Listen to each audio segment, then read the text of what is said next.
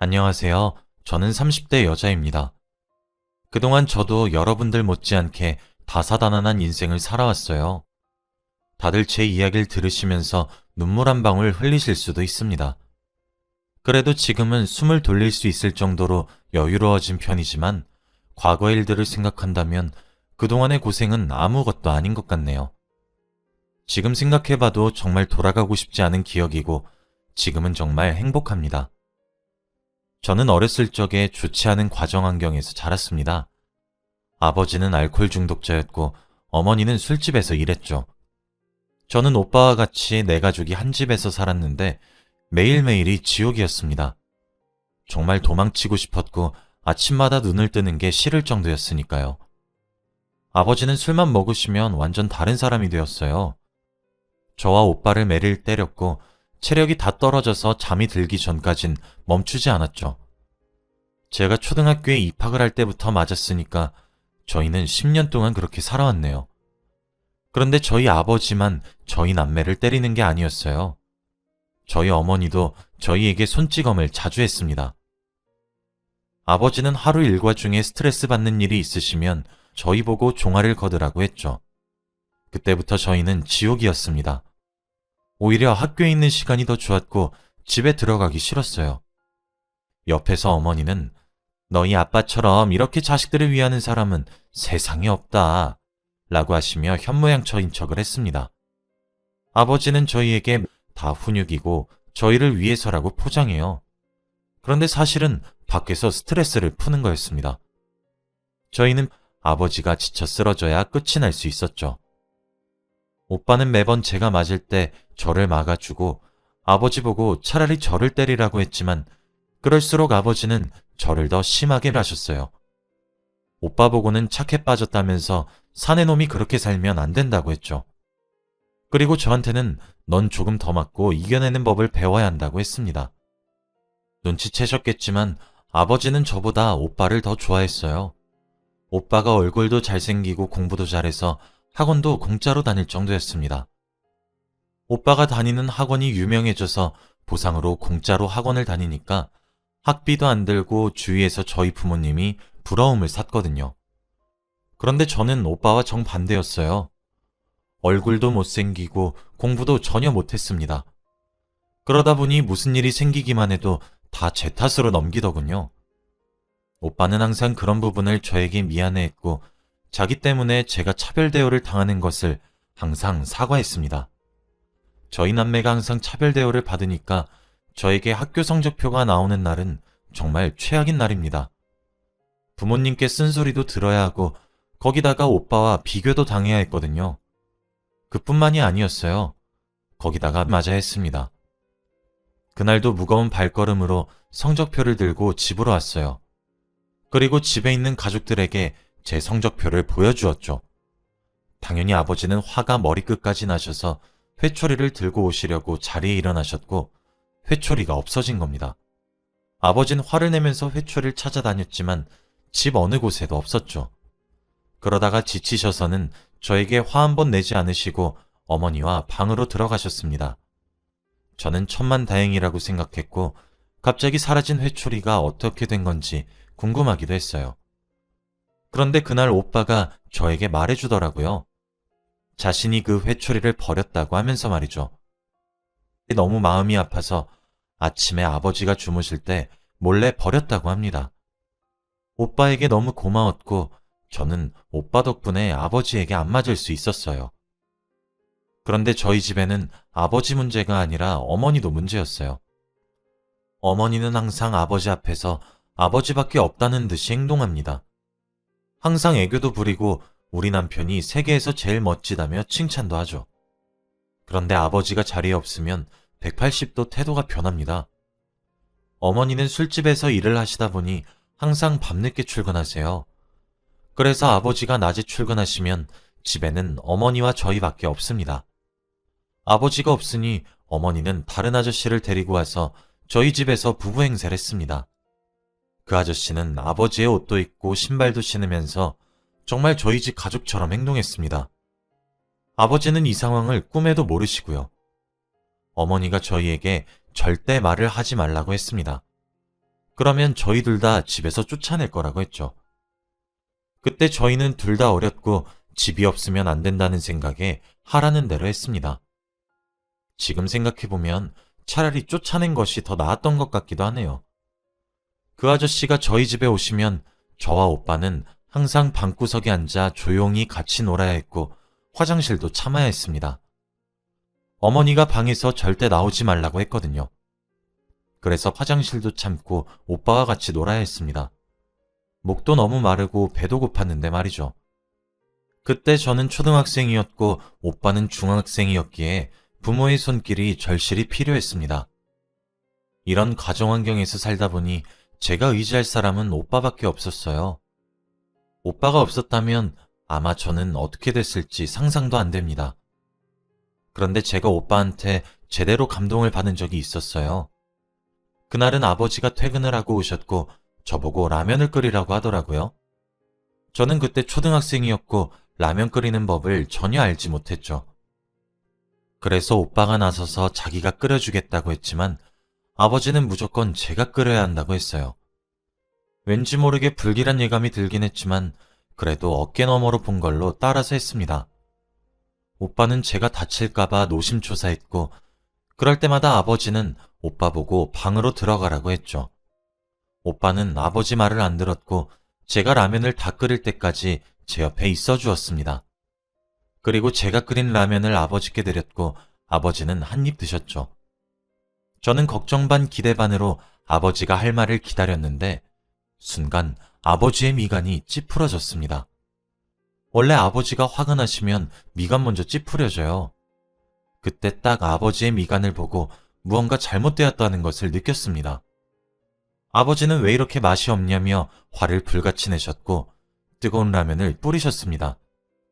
냄비 안에 있던 라면들이 너무 뜨거워서 비명을 질렀죠. 옆에 있던 오빠가 놀라서 당장 저를 데리고 응급실로 뛰어갔습니다. 저는 온몸이 타들어가는 느낌 때문에 너무 고통스러웠고 오빠 등에 엎인 채로 미친 듯이 비명을 질렀죠. 오빠는 저를 업은 채로 응급실로 가서 제발 살려달라고 호소를 했고 다행히도 저는 바로 치료를 받을 수 있었습니다. 저는 전신이도 화상 판정을 받았고 피부가 다 벗겨지고 물집이 생기고 난리가 났죠. 며칠간 병원 신세를 져야 했습니다.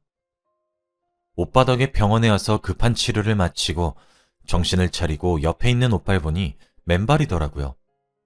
오빠 발은 붓고 상처가 가득했습니다. 라면이 뿌려지자마자 오빠는 신발을 신지도 못하고 맨발로 저를 업고 병원까지 뛰어온 거예요. 저는 오빠에게 너무 감동받았고 미안했습니다. 부모님은 제가 입원한 병원에 오지도 않았고 오빠가 저를 간병해 주었죠. 어떻게 초등학생한테 라면을 끓이라고 시킬 수 있나요? 한 번도 끓여본 적이 없는데 못 끓일 수도 있는 거 아닌가요? 그리고 어떻게 자기 딸한테 라면이 담겨져 있는 냄비를 엎을 수 있을까요? 정말 그날의 기억은 아직까지도 생생하게 기억이 나네요. 오빠의 발을 보고 저는 결심했습니다. 그래서 이 집에서 탈출해야겠다는 생각이 들었습니다. 그리고 저는 미친 듯이 공부를 하기 시작했어요. 생애 처음으로 해본 공부이긴 했지만 그래도 아직 어렸고 가능성이 있었습니다. 오빠도 저에게 많은 도움을 주었고 저는 성적을 올릴 수 있었죠. 그래도 제가 나름 공부에 소질이 있었던 건지 금방금방 이해가 되었고 우등생 오빠 덕분에 학원도 필요 없었습니다. 저는 시간이 날 때마다 공부를 했고 독서실 핑계를 대며 집에도 잘 들어가지 않았어요.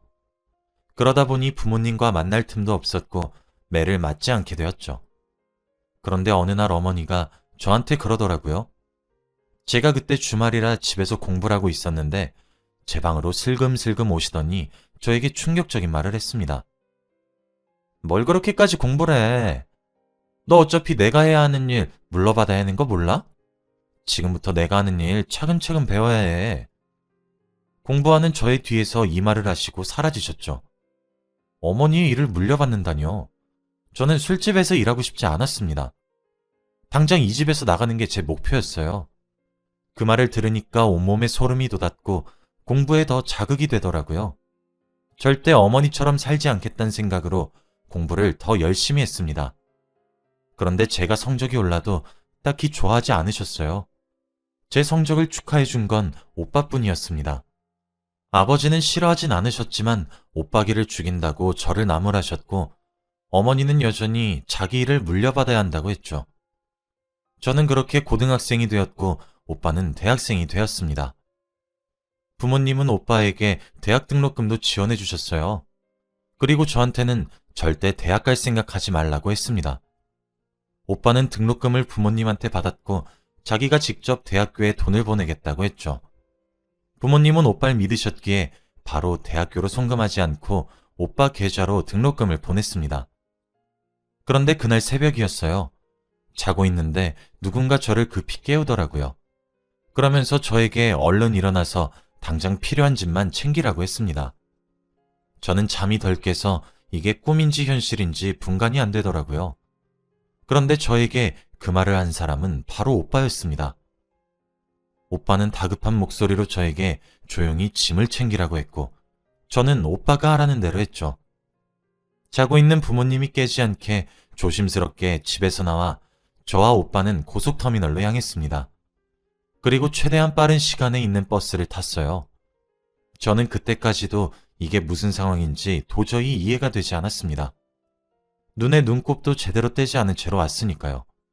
그리고 버스가 출발했고 저는 오빠를 쳐다봤습니다. 오빠와 제가 눈이 마주쳤고 오빠는 저를 안아주더라고요. 이제 고생 끝났어. 오빠는 이 말을 내뱉으며 눈물을 흘리고 있는 것 같았습니다. 저는 그때 이해가 되었어요. 오빠와 저는 그날 야반 도주를 했습니다. 지옥 같은 집에서 드디어 탈출을 한 것이죠. 저희는 집에서 최대한 멀리 떨어진 곳에 살게 되었고 부모님은 저희에게 연락도 없었어요. 집으로 돌아올 거라고 생각했던 모양입니다. 아니면 아예 관심이 없거나 말이죠. 아무튼 저희는 그곳으로 가서 바로 직장을 구했어요. 오빠는 저한테 고등학교만 졸업하라고 했고 저는 학교를 마치고 아르바이트를 했습니다. 오빠는 어디서든 성실하고 싹싹할 뿐더러 명문대에 합격했던 이력이 있어 좋은 곳에 취직했어요. 우선은 오빠가 부모님에게 받았던 학비로 생활비를 충당했습니다. 조금 가난하게 살긴 했지만 심적으론 너무 편안했어요. 그리고 저와 오빠의 월급을 조금씩 저축을 하면서 살았죠. 오빠와 둘이서 사는데 정말 행복해 미치는 줄 알았습니다. 어머니와 아버지의 괴롭힘을 당하지 않아도 되니까 말이죠. 그리고 저와 오빠는 몇 년 동안 부모님을 마주하지 않은 채 살았고 저는 성인이 되자마자 취직을 했습니다. 저희 둘 다 정규직이었고 이제 어엿한 직장인이 된 거죠. 그동안 더 큰 집으로 이사도 가고 부족함 없이 잘 지냈던 것 같아요. 다행히도 부모님이 저를 찾지 않아서 더욱 편하게 살았고요. 제가 20대 중반이 되니까 주위에서 하나둘씩 결혼을 하기 시작했습니다. 저에게 청첩장도 몇 번 날라오고 오랜만에 연락해보면 벌써 아이를 낳은 친구들도 있었죠. 다들 저에게 결혼은 언제 할 생각이냐고 물어보면 저는 항상 대답을 회피했어요. 왜냐하면 저는 결혼 생각이 전혀 없었습니다. 어릴 때부터 부부라고 하면 부모님밖에 본 적이 없으니까 결혼이 하기 싫더라고요. 알코올 중독자 아버지와 술집에서 일하시고 다른 남자를 만나고 다니는 어머니 밑에서 자라니 결혼이라는 게 좋은 건지 잘 모르겠더라고요. 그리고 사람을 잘 믿지도 못하겠었습니다. 혼자서 사는 게 더 낫다고 생각했죠. 그런데 오빠는 오히려 반대였습니다. 그런 집안에서 자라와서 화목한 가정을 만들어 보고 싶대요. 그때 오빠의 나이는 결혼 정년기였거든요. 그런데 일만 한다고 여자 만날 시간도 없었습니다. 오빠가 결혼은 할 수 있을까 걱정을 하고 있는데 어느 날 갑자기 저한테 그러더라고요. 야, 너 조카 생겼어. 순간 무슨 말인가 이해가 전혀 되지 않았고 한 번도 저에게 여자친구가 있다고 말을 해준 적이 없던 사람이 여자친구 이야기도 아니고 대뜸 조카라고 하니까 너무 당황스러운 겁니다. 저는 얼떨결에 오빠의 아내분을 소개받았어요. 둘은 혼전 임신으로 아이가 생겼고 아이를 낳은 뒤 혼인신고를 하겠다고 했다네요. 만난 지는 얼마 안 되었지만 오빠가 그 여자를 좋아하는 건 눈에 훤히 보였습니다. 그리고 임신을 하는 동안 저희 집에서 지내기로 했어요. 새언니가 될 사람은 착해 보이기도 했고 저에게 잘해주셔서 허락했습니다. 저는 일이 바빠서 집에 잘 안 있는 사람이기도 했고 어차피 아이를 낳으면 한 집에서 지내야 하니까 미리 같이 지내는 것도 좋다고 생각했죠. 새언니와 처음에는 너무 어색하고 대화 한마디도 하지 않았습니다. 오빠의 여자친구로 소개받아도 친해지기 어려울 것 같은데 갑자기 우리 가족이 된다고 하니까 너무 당황스러웠거든요. 그래도 어색함을 조금씩 풀어가면서 친해지고 있었습니다. 새언니는 배가 점점 불러왔고 얼마 지나지 않아 왕자님을 출산했어요. 생애 처음으로 조카를 보는데 정말 신비로운 존재였습니다. 너무 예쁘고 저의 모든 것을 다 줄 수 있을 것 같았죠. 이 아이가 세상에 좋은 것만 보고 자랐으면 좋겠다고 생각했습니다. 그리고 조카는 저희 집으로 와서 자라게 되었어요. 저는 조카를 보기 위해 퇴근하자마자 바로 집으로 와서 조카와 몇 시간을 놀아주기도 했죠. 낮 동안 육아에 찌들어서 고생하고 있는 새언니를 보니까 마음이 아프기도 했는데 제가 해줄 수 있는 건 밤에 육아를 교대해주는 것 뿐이었죠. 조카가 다른 아이들보다 유별나서 새벽 내내 울었고 옆집에서 민원이 들어올 정도였습니다. 새언니는 너무 스트레스 받아 했고 오빠와도 자주 싸우더라고요. 오빠는 아이가 생기니까 일을 하나 더 시작해서 집에 잘 못 들어왔습니다. 그리고 아이를 돌봐줄 시간도 부족하고 육아는 자연스레 새언니한테 떠맡겨졌죠. 제가 많이 도와준다곤 했지만 저도 직장인이어서 많은 도움은 못 되더라고요. 새언니는 다크서클이 무릎까지 내려왔고 살도 점점 빠져갔습니다. 새언니의 건강 상태가 걱정되긴 했지만 제가 아무리 걱정해도 언니는 한 귀로 듣고 한 귀로 흘리더라고요. 그런데 결국 문제가 터지고 말았습니다. 마치고 집에 가니까 새언니가 없고 조카만 미친 듯이 울고 있더라고요. 집은 난장판이었고 새언니의 물건이 없었습니다. 저는 왠지 모르는 불안감에 오빠에게 전화해서 새언니가 없어졌다고 했고 경찰서에 실종 신고를 했어요. 그리고 얼마 지나지 않아 경찰에 연락이 와서 저와 오빠는 조카를 아는 채 갔습니다. 그런데 새언니는 도망을 쳤다 해요. 아이를 키우는 게 너무 힘들어서 친정집으로 가려고 했답니다. 사실은 새언니가 혼전 임신을 하고 아이를 낳을 거면 집에 다시 들어오지 말라고 했대요. 그래서 당당히 집을 나가고 가족들과 인연을 끊고 살다가 부모님께서 아이만 두고 다시 집으로 돌아오면 원래대로 살 수 있다고 유혹했다고 합니다. 그래서 몰래 도망쳤다고 하더라고요. 그 말을 듣는데 새언니가 너무 달라 보이는 겁니다. 한없이 착하고 순하던 사람이었는데 뭐가 새언니를 이렇게 이기적으로 만들었나 싶더라고요. 그리고 무엇보다 오빠의 표정이 정말 가관이었습니다.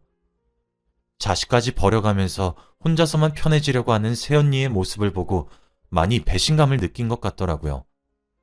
둘은 혼인신고도 아직 하지 않아서 이혼 따위는 없었습니다. 새언니는 양육비를 매달 준다고 했고 조카는 자연스럽게 저와 오빠에게 넘겨졌죠. 그리고 새언니는 뒤도 안 돌아보고 자신의 집으로 갔습니다. 오빠와 저는 깊은 고민에 빠졌어요. 조카를 어떻게 해야 할지 말이죠. 오빠는 집에서 키우고 싶다고 했지만 둘 다 일을 하고 있으니 조카를 돌봐줄 사람이 없었어요. 저는 오랜 고민 끝에 결정했어요. 제가 조카를 키워주기로 말이죠.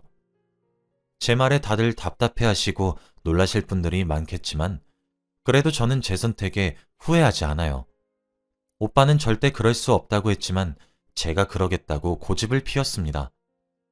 저희 일이 재택근무도 가능해서 아이를 돌보면서 일을 할 수 있어요. 그래서 집에 있을 수 있었습니다. 제가 어렸을 때 오빠 때문에 얻은 게 너무 많아서 조카 돌봐주는 걸로 갚는다고 했어요. 주위에서 어차피 조카는 자기 부모님 따라간다며 다 말리며 왜 미련한 짓 하냐고 뭐라 했지만 전 후회하지 않았습니다. 저는 조카를 돌봐주게 되었고 처음엔 너무 힘들었지만 그래도 사랑스러운 조카를 보면서 다시 의지를 불태웠죠. 그렇게 몇 년이 흘렀고 지금은 어느덧 조카가 유치원생이 되었습니다. 첫 걸음마를 하던 게 엊그제 같은데 벌써 뛰어다니기까지 해요. 저보고 고모하며 안길 때 정말 행복합니다. 어차피 저는 결혼할 생각도 없고 이대로 오빠와 조카와 같이 셋이서 오래오래 살고 싶어요. 제 선택의 후회는 전혀 없습니다. 그리고 조카가 학교에 입학하고 성인이 될 때까지 좋은 고모가 되는 게 제 목표예요. 제 이야기는 여기까지입니다. 들어주셔서 감사합니다.